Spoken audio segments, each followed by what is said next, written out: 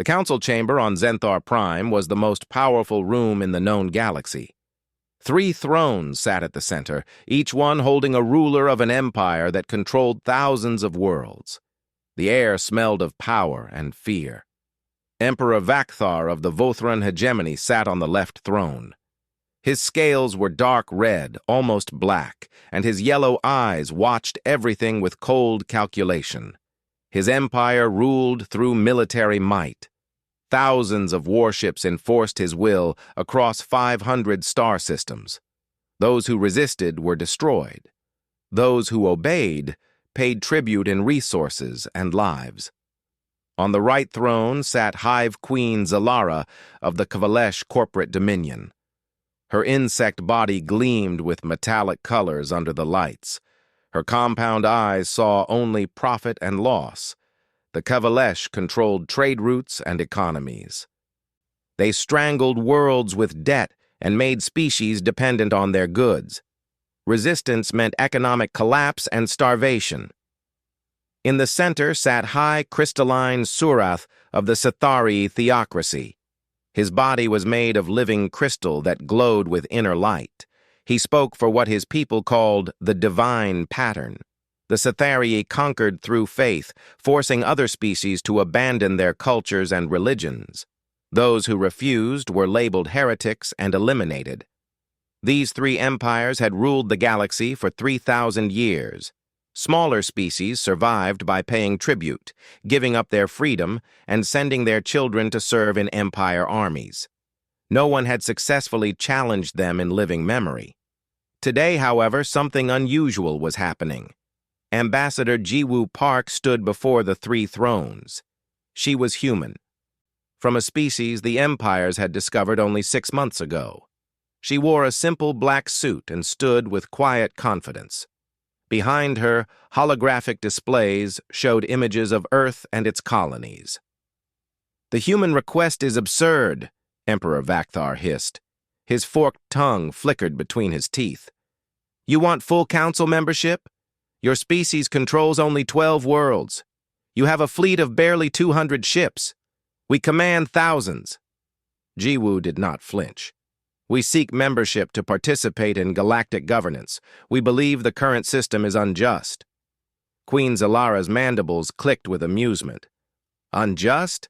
The system works perfectly. Strong species prosper. Weak species serve. This is natural order." "It is exploitation," Jiwoo said calmly. "You demand tribute that impoverishes entire civilizations. You conscript their youth. You deny them the right to self-determination." High Crystalline Surath's voice resonated like a bell. "The divine pattern places some above others. This is cosmic law. Humanity should be grateful we offer you a place in this order, even as servants." Jiwoo looked at each ruler in turn. "We reject your order. We will not pay tribute. We will not disarm. We will not send our children to your armies." The chamber fell silent. Around the edges of the room, representatives from dozens of smaller species watched with wide eyes. No one spoke to the empires this way, not if they wanted to survive. Emperor Vakthar rose from his throne. He was nearly 3 meters tall. "You reject our terms? Then you choose destruction. I will send 5,000 warships to your colonies. They will burn your worlds until you beg for mercy." "I would advise against that," Jiwoo said. Her voice remained steady and calm. "You advise?" Queen Zalara laughed, a strange, chittering sound. "What will you do? Your 200 ships against our thousands? Mathematics does not lie, human." Jiwoo reached into her jacket and pulled out a small data crystal. She placed it on the floor in front of the thrones. The crystal projected a hologram that filled the chamber. The hologram showed a map of the galaxy. Red areas marked Vothran territory. Gold marked Kavalish holdings. Blue showed Sithari space. Hundreds of small green dots represented subjugated species. And there, on the edge of everything, was a tiny purple cluster. Human space. "You see us as small and weak," Jiwoo said. You see our few ships and think we are helpless. You have made a fundamental error. What error? Emperor Vakthar demanded. You assume that what you can see is all that exists, Jiwu replied. You wage war with visible fleets and obvious force. You have forgotten that the most dangerous weapons are the ones you never see coming. High crystalline Surath leaned forward. His glow intensified. You speak in riddles. The divine pattern is clear. Power comes from strength of arms and purity of faith. Does it? Jiwu looked up at the three rulers. Then let me be clear. If you attack human worlds, we will dismantle your empires. Not with fleets of warships, not with bombs or missiles. We will take apart everything you have built, and you will never see us coming. Impossible, Queen Zalara said. We will also free every species you have enslaved, Jiwu continued. The tribute system will end, the forced conscription will end, the economic exploitation will end, all of it. Emperor Vakthar's roar shook the chamber. You threaten us? In our own council? I will enjoy watching your worlds burn. Jiwu picked up the data crystal and returned it to her jacket. I came here to offer peace and cooperation. You have chosen otherwise. Remember this moment when your empires fall. Remember that I warned you. She turned and walked toward the exit. The representatives from smaller species parted to let her through. Some looked at her with fear, others with something that might have been hope. Wait, called High Crystalline Surath. You truly believe you can challenge us? 3 empires that have ruled for millennia? Jiwu paused at the doorway. She looked back over her shoulder. I know we can. Because you have never faced an enemy like humanity. You have fought species that think like you. We do not. What makes you so different? Queen Zalara asked. We learned warfare fighting each other, Jiwu said quietly. For thousands of years, humans battled humans. We learned every trick, every strategy, every way to win without destroying ourselves completely. We learned to fight wars you cannot even imagine. She walked through the door. It closed behind her with a soft hiss. Emperor Vakthar looked at the other 2 rulers. She is insane. 5,000 ships will be more than enough. Perhaps we should investigate further, High Crystalline Surath suggested. No, Queen Zalara said. We show strength now, or every species in the galaxy will think they can defy us. Crush the humans quickly and completely. Emperor Vakthar nodded. I will dispatch the fleet immediately. Within 1 month, humanity will be a memory and a warning. Around the chamber, representatives from smaller species said nothing, but they all thought the same thing. Something had changed today. Something fundamental. The human had not acted like a victim begging for mercy. She had acted like someone who already knew how the story would end. 1 month. That was all the time before the Vothran fleet would reach human space. The galaxy held its breath and waited. Admiral Kraith stood on the bridge of his flagship, the Eternal Fang. Behind him stretched a fleet of 5,000 Vothran warships. It was the largest military force deployed in 200 years. More than enough to crush a primitive species with only 200 ships. The journey to human space had taken 4 weeks. During that time, Kraith had studied everything known about humans. Their technology seemed standard, their weapons were conventional, their defenses appeared minimal. This would be easy. Sir, we are approaching the human colony world designated New Busan, his tactical officer reported. No defensive satellites detected, no orbital platforms, no shield generators. Any sign of their fleet? Kraith asked. None, sir.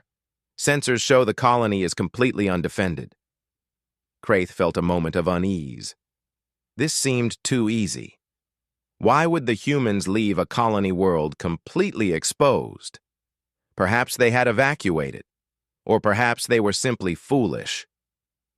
Full sensor sweep, he ordered. I want to know about every ship, every station, every piece of debris in this system." The sensor officer worked his console for several minutes. Displays flickered with data. Finally, he looked up with confusion. "Sir, there is nothing here. No military presence at all. Just the colony on the planet's surface and a few civilian cargo ships." "They ran," said the tactical officer. "The humans heard we were coming and abandoned their own people." Kraith nodded slowly. It made sense. A species with only 200 ships would not sacrifice them in a hopeless battle. They would retreat and hope for mercy later. After he destroyed this colony, the rest would surrender quickly. "All ships, battle formation," Kraith commanded. "Prepare orbital bombardment. We will destroy their military facilities first, then their spaceports. Leave the cities intact for now. I want them to feel fear." 5,000 warships moved into position. Their weapons powered up. Targeting systems locked onto facilities on the planet below. Everything was ready. "Fire!" Kraith said. Nothing happened. "Sir," the weapons officer said, his voice uncertain, "the firing command is not responding." "Override it manually," Kraith snapped.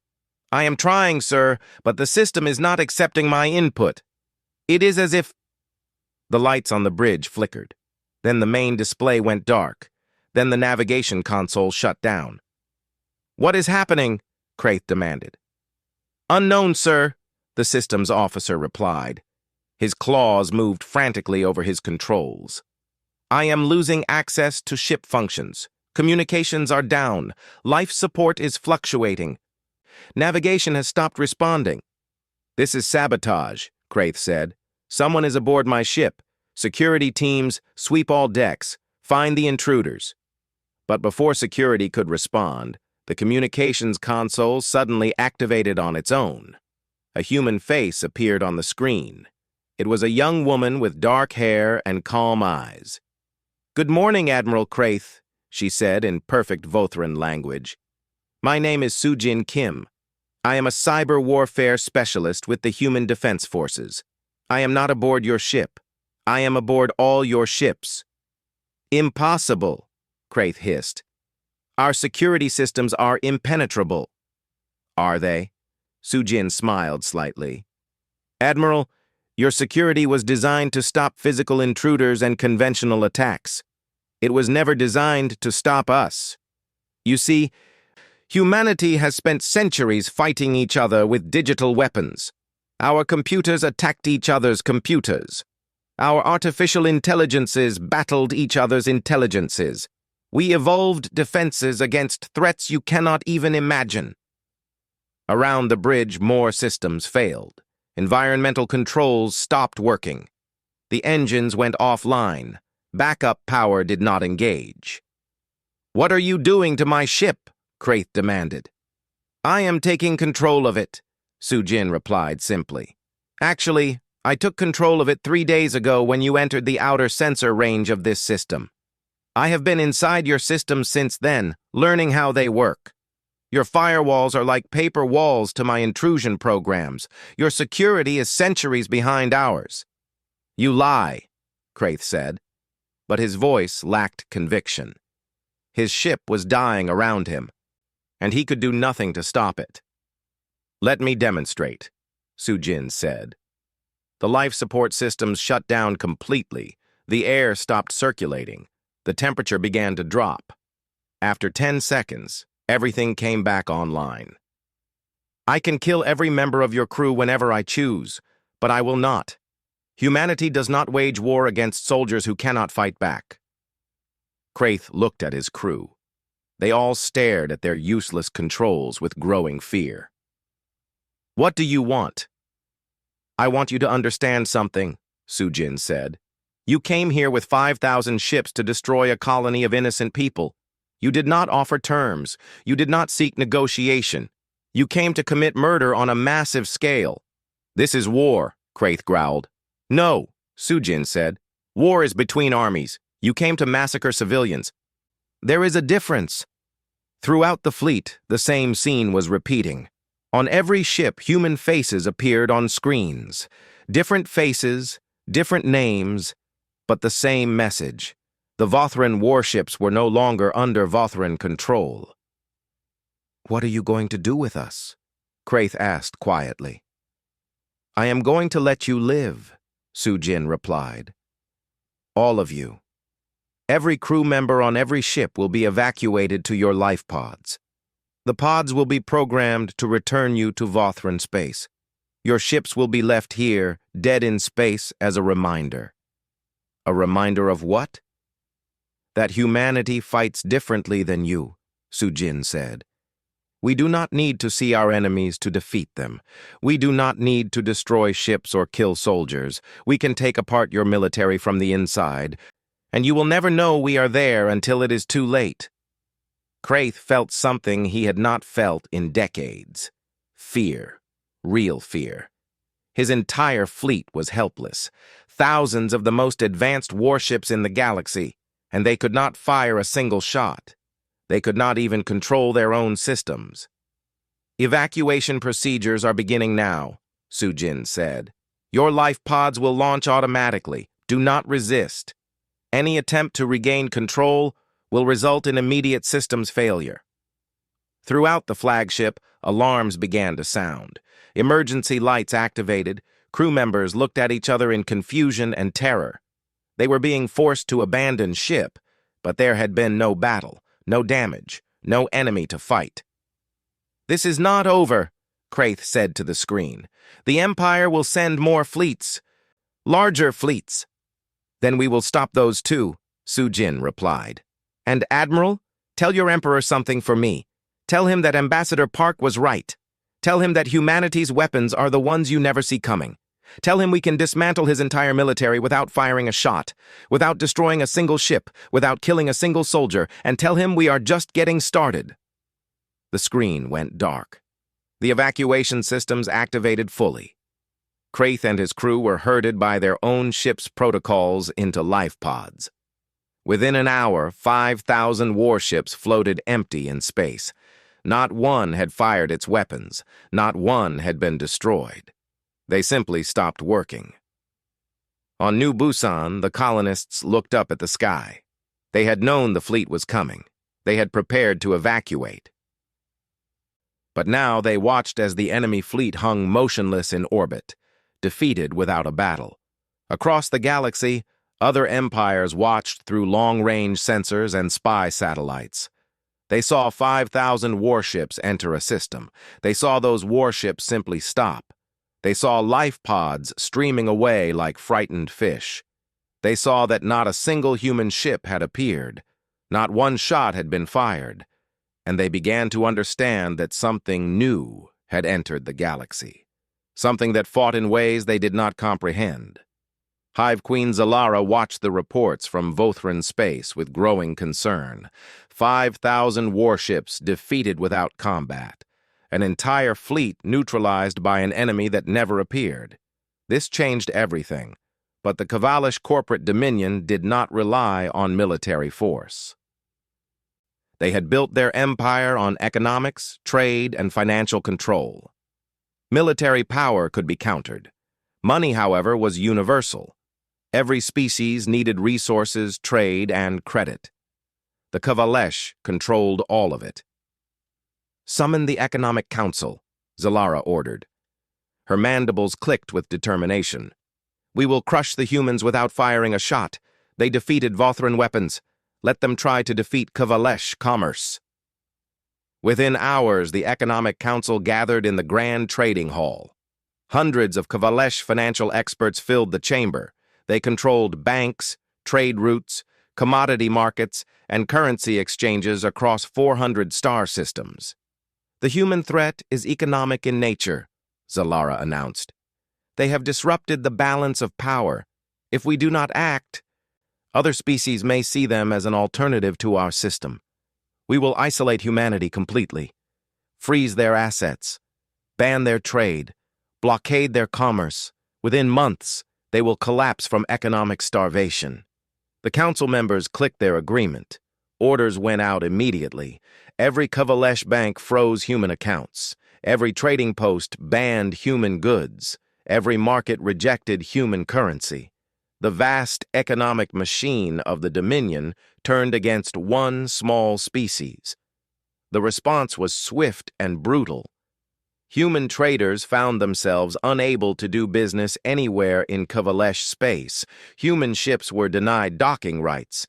Human credits were declared worthless. Within days, humanity was economically isolated. Zalara watched the reports with satisfaction. This was power. Not crude military force, but the elegant control of necessity itself. Humans needed food for their colonies. They needed raw materials for their industries. They needed markets for their goods. The Kavalesh controlled all of it. Soon, humanity would beg for terms. 1 week after the embargo began, a request came through diplomatic channels. A human economist wanted to address the Kavalesh Economic Council. Zalara almost rejected it, but curiosity won out. What could the humans possibly offer? The holographic projector activated in the center of the council chamber. A human woman appeared. She looked young by human standards, perhaps 30 years old. She wore a simple gray suit and carried a data tablet. Her eyes were sharp and intelligent. "I am Minseo Choi," she said, "Chief Economist for the Human Diplomatic Corps. Thank you for granting me this audience." "We grant you nothing," Zalara said coldly. "You have 5 minutes before we terminate this connection. Speak." Minseo nodded. "I will be brief. Over the past 6 months, since humanity entered galactic commerce, our economic analysts have been studying your system. We have examined your trade networks, your banking structures, your commodity markets, and your financial instruments. So you understand how completely you are trapped," Zalara said. "Good. Then you understand that resistance is futile." "Actually," Minseo replied, "we understand how your entire empire is built on fraud." The council chamber erupted with angry clicks and chittering. Zalara raised one claw for silence. "Explain yourself, human." Minseo touched her tablet. The hologram expanded to fill the chamber with charts and data. "The Kavalesh Dominion controls 400 star systems. In each system, you are the dominant economic power. You control prices, interest rates, and trade terms. You present this as free market capitalism. It is not." "Ridiculous," Zalara said. "Our markets are open to all species." "Are they?" Minseo asked. She highlighted one section of the data. "Let me show you the Draxian system. The Draxians are farmers who grow a grain called kethel. It is their primary export. 40 years ago, you offered them loans to expand their production. The interest rates seemed reasonable." "Standard business practice," Zalara said. "Except that you also control the commodities exchange where kethel is traded," Minseo continued. "Once the Draxians were in debt to you, you manipulated the market price of kethel. You drove the price down artificially. The Draxians could not repay their loans. You seized their farmlands, their equipment, their transport ships. Now they work as laborers on farms they once owned, and you collect all the profits." "Business involves risk," Zalara said, but her voice was less certain. "This is not risk," Minseo replied. "This is deliberate predatory lending combined with market manipulation. And it is not just the Draxians." The hologram changed to show dozens of other systems. The Pelurians, the Gentho, the Kivalans, the Korath, all of them fell into the same trap. You offer loans, you manipulate markets, you seize assets, you have turned 300 species into indentured servants. The council members clicked nervously. This information was supposed to be hidden within complex financial structures that primitive species could not understand.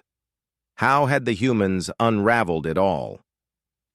"You cannot prove any of this," Zalara said. "Cannot I?" Minseo smiled. "Every transaction you have ever made leaves a record. Every market manipulation creates a pattern. Humanity has spent centuries developing economic models and forensic accounting. We can trace money through 1,000 shell corporations. We can identify fraud buried in terabytes of data. We found it all. No one will believe you, Zalara said. The species you claim we exploited have signed contracts. They agreed to terms. They agreed to terms they did not fully understand. While you had complete information, Minseo replied, that is fraud. But you are right about one thing. People might not believe us, so we are not asking them to believe. We are showing them. Minseo touched her tablet again. 5 minutes ago, my colleagues transmitted this entire analysis to every species in the galaxy. All of them. Not just governments, but public networks, news organizations, citizens. Everyone now knows exactly how the Kvalesh Dominion operates. Zalara felt a spike of alarm. That data is confidential. It was, Minseo agreed. Not anymore. Every species you have exploited now has proof. More importantly, they have options. You see, we are not just exposing your fraud. We are offering an alternative. The hologram changed again, showing a new network of trade routes and banking systems. The Human Free Trade Consortium, open to all species, fair prices determined by genuine supply and demand, not manipulation. Banking with transparent interest rates and no hidden fees, commodity exchanges with public oversight. Everything you claim to offer but never actually provided. No one will trust you, Zalara said. They already do, Minseo replied. In the past 5 minutes, 112 species have applied to join our consortium. The number is growing every second. They have seen your fraud. They have seen our alternative. They are making their choice. Around the chamber, Kvalesh Council members checked their own data feeds. What the human said was true. Applications were flooding in, not just from small species, but from major economic powers. The entire trade network was shifting. You are destroying centuries of economic structure, Zalara said. We are destroying centuries of exploitation, Minseo corrected.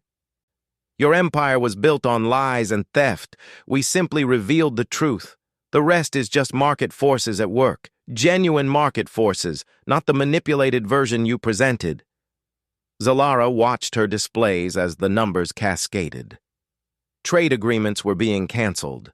Banking relationships were being severed. Species were withdrawing their assets from Kvalesh institutions. The entire economic empire was collapsing in real time. This will cause chaos, Zalara said quietly. Species will suffer during the transition. Some will struggle, Minseo agreed. That is why we are offering transition assistance, interest-free loans to help species move to the new system, economic advisors to help them understand fair trade, technology transfers to improve their productivity. We are not abandoning them the way you did.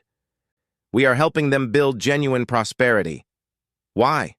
Zalara asked. What do you gain? We gain trading partners instead of subjects, Minseo said. We gain relationships based on mutual benefit instead of exploitation. We gain a galaxy where species cooperate because they choose to, not because they are forced to. In human history, we learned something important. The most stable economies are the ones where everyone benefits. The most sustainable growth comes from genuine cooperation. Your system was designed to extract wealth. Ours is designed to create it. The holographic projection ended. Minseo's image faded away. Zalara sat in her throne, watching as 300 years of empire crumbled.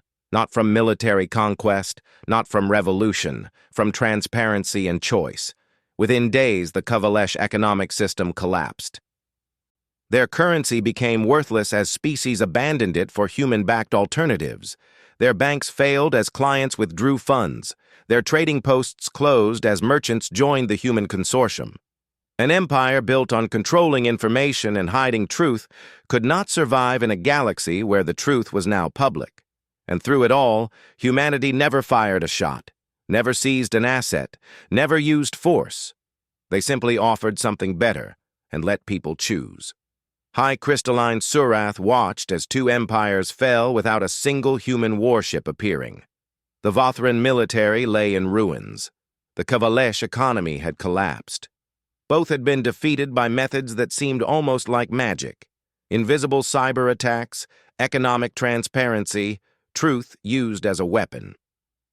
But the Sithari theocracy did not rely on military might or economic control. The Sithari ruled through faith. For 2,000 years, they had spread the divine pattern across the stars. They converted other species through a combination of persuasion and force. Those who accepted the faith prospered. Those who resisted were destroyed as heretics. Faith could not be hacked like a computer system. It could not be undermined by financial analysis. The divine pattern was eternal and unshakable. Or so Surath had always believed. The humans are a test, Surath announced to his assembled priests. The universe challenges our faith with this new species. We must not fail. We must show them the divine pattern and bring them into the light. And if they refuse? Asked one of the senior priests. Then they are heretics, Surath said. And heretics must be cleansed from the universe. It is our holy duty. The Sithari fleet assembled. 1,000 ships of living crystal, each one powered by the faith of its crew. They did not fear human cyber warfare. Crystalline technology operated on principles of resonance and harmonic energy. There were no computer systems to hack, no networks to infiltrate. Each ship was essentially alive, responding to the faith of those aboard. The fleet moved toward human space. As they traveled, priests broadcast messages of conversion. Accept the divine pattern. Abandon your false beliefs. Join the true faith or be destroyed. It was the same message they had delivered to hundreds of species over 2 millennia. But this time, an unexpected response came back. A human requested to speak with High Crystalline Surath directly. Not to negotiate surrender, not to beg for mercy, to discuss theology. Surath was intrigued. Perhaps this human wanted to convert. That would be the best outcome. If humans accepted the divine pattern willingly, there would be no need for war. He agreed to the meeting.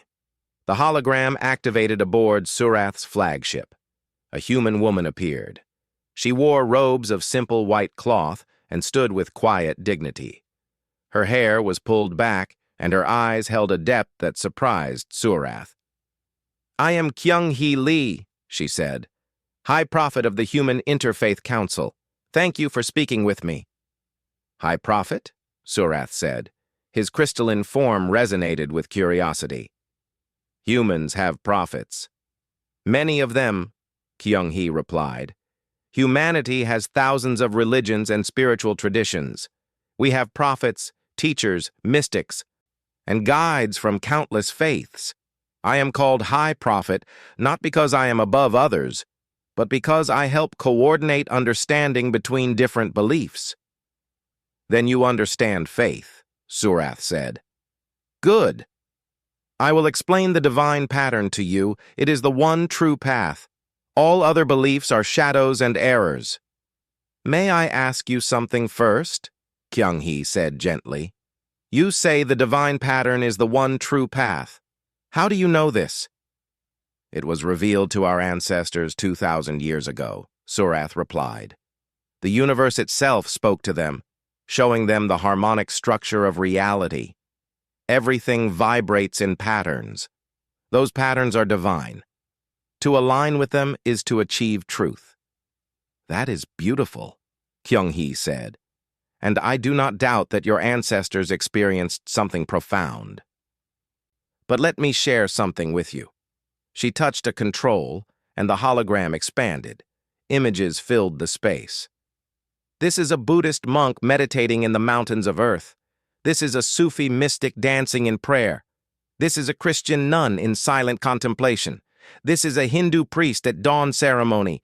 This is an indigenous shaman communing with nature." Surath watched the images.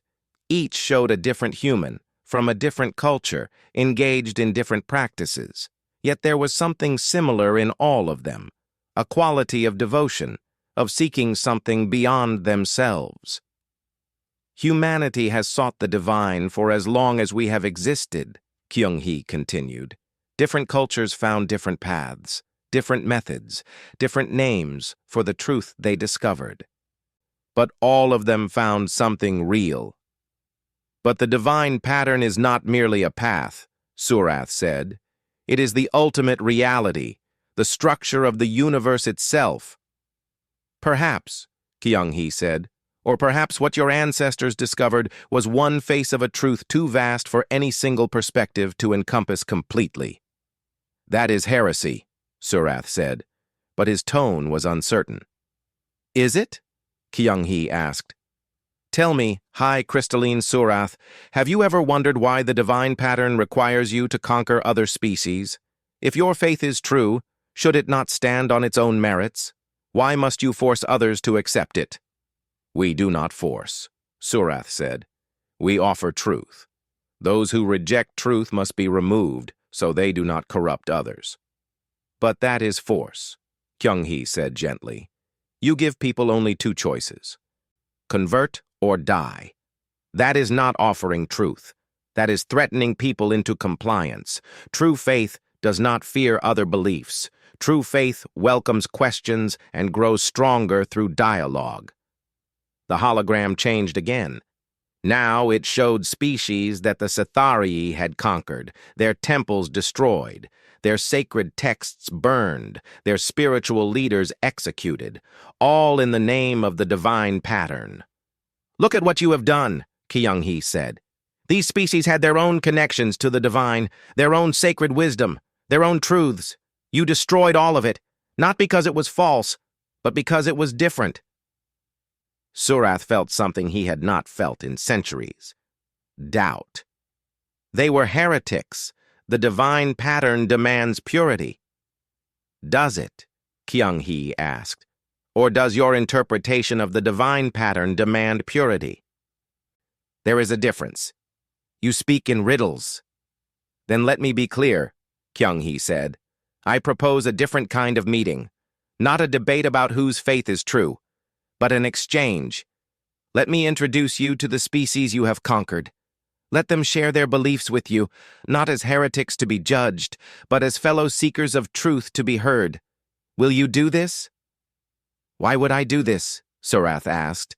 Because true faith does not fear other perspectives, Kyung-hee replied. Because if the divine pattern is as strong as you believe, it will only be strengthened by understanding others. And because I think somewhere in your crystalline heart, you already wonder if you have made a mistake. Surath was silent for a long moment. Around him, his priests watched and waited. Finally, he spoke. I will agree to this, but I will not change my beliefs. I am not asking you to change your beliefs, Kyung-hee said. I am asking you to listen. Over the following weeks, something unprecedented happened. Human diplomats arranged meetings between the Scytharii and the species they had conquered. Not prisoners brought before judges, not heretics facing inquisitors, but equals sitting together in dialogue. A Pelurian spiritual leader explained their belief that the divine exists in all living things. A Gentho philosopher shared their understanding of the universe as a conversation between being and becoming. A Kivalian mystic demonstrated their meditation practices that connected them to what they called the Great Silence. Surath listened to all of them, and slowly, something cracked in his certainty. These were not ignorant primitives clinging to superstition. These were beings who had found genuine wisdom through their own paths that were different from the divine pattern, but no less real. I do not understand, Surath confessed to Kyung-hee after one particularly moving presentation by a Draxian elder. How can there be multiple truths? Truth is singular. Truth is singular, Kyung-hee agreed. But the truth is so vast that no single perspective can contain it all.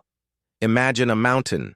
A person standing at the north face sees one view. A person at the south face sees another. Both views are real. Both are true. Neither is complete. Only by sharing perspectives can we begin to understand the whole mountain. So the divine pattern is only one view? Surath asked. The divine pattern is your view, Kyung-hee said. And it is a beautiful view, but it is not the only view, and more importantly, it does not give you the right to destroy other views. Word of these meetings spread throughout Sci-Fi space. Younger priests began to question the forced conversions. Scholars started to wonder if they had been wrong to suppress other beliefs. Citizens began to feel guilt over the cultures they had destroyed. A reform movement started, not from human pressure, but from within the Sci-Fi themselves. They called themselves the seekers of expanded pattern. They believed the divine pattern was real, but that understanding it required learning from all perspectives, not destroying them. Surath found himself at the center of a crisis. Half his empire wanted to continue the old ways. Half wanted reform. The theocracy was tearing itself apart, not from war, but from awakening conscience. Finally, Surath made a choice. In a broadcast heard across Sci-Fi space, he spoke. I have listened to others. I have learned from those I once called heretics. I now believe we have made a grave error. The divine pattern is real, but we misunderstood its message. It does not call us to conquer.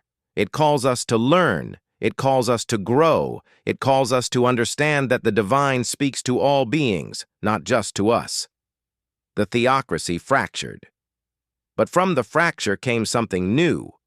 The reformed Galactic Council met for the first time in 6 months. The chamber looked the same, but everything else had changed. The 3 thrones still stood at the center, but they were empty. No one ruled from them anymore. Instead, representatives from hundreds of species sat in a great circle. Former subjects of the Vothran, Kvalesh, and Sethari empires now had equal voices. The old order had fallen. A new one was being built.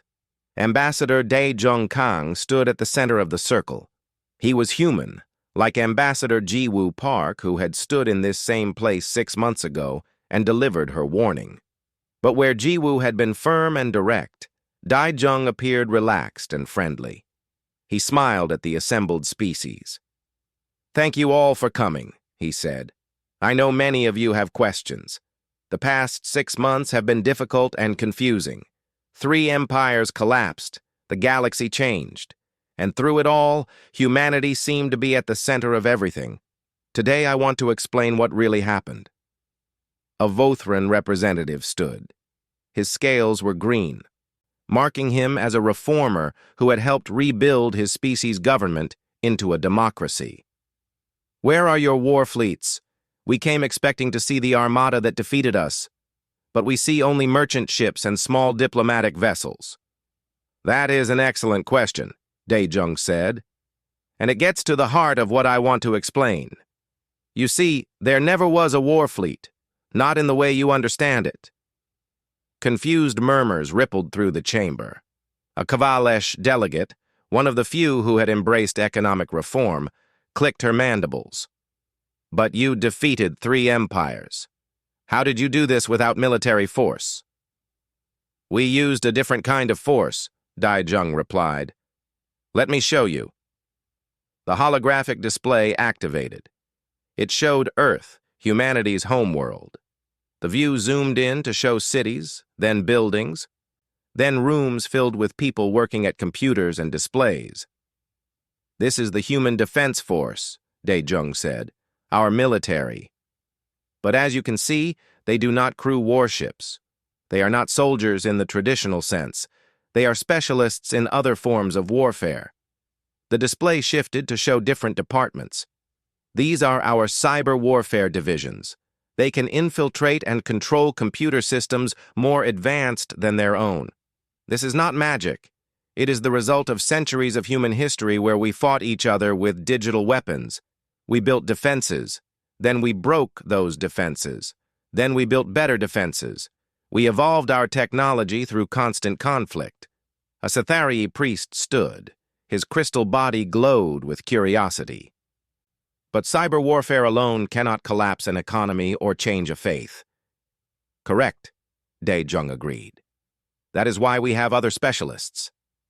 The display changed again. These are our economic analysts. They can examine financial systems and identify fraud and manipulation. They can design alternative systems that work better. This is not special human magic. It is the result of centuries of developing complex economic theories and fighting against corruption in our own markets. The display shifted once more. These are our cultural ambassadors and interfaith coordinators.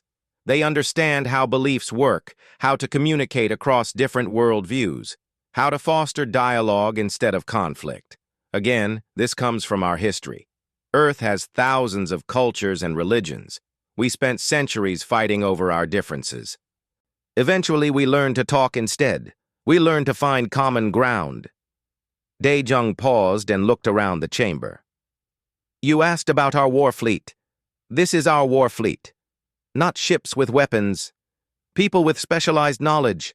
Systems of thought and analysis that we developed fighting ourselves.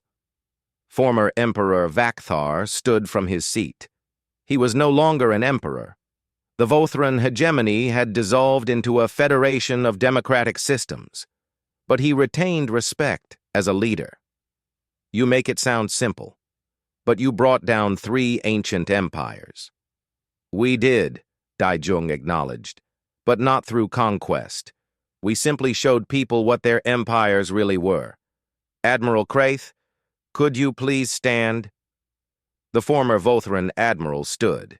He looked older, less certain than he had 6 months ago. Admiral, Dae-jung said, when you attacked New Busan, what did we do? You infiltrated our ships, Kraith said. You took control of our systems. You could have killed us all. But we did not, Dae-jung said. Why? You said you did not make war on those who could not fight back. Exactly, Dae-jung said. We neutralized your ability to harm innocents, but we did not harm you. We gave you a choice. Continue serving an empire built on violence, or go home and build something better. Most of you chose to build something better. A young Draxian delegate stood. She had been one of the farmers whose lands were stolen by Kavalesh economic manipulation. And our economy? You exposed Kavalesh fraud, but that still hurt us when their system collapsed. Min Seo Choi, the human economist, appeared via hologram. We knew the transition would be difficult. That is why we offered assistance. Loans without predatory terms, technical support, trading partnerships. We did not just tear down the Kavalesh system, we helped you build a better one. And our faith? Asked a Pelurian spiritual leader. You challenged our conquerors' beliefs.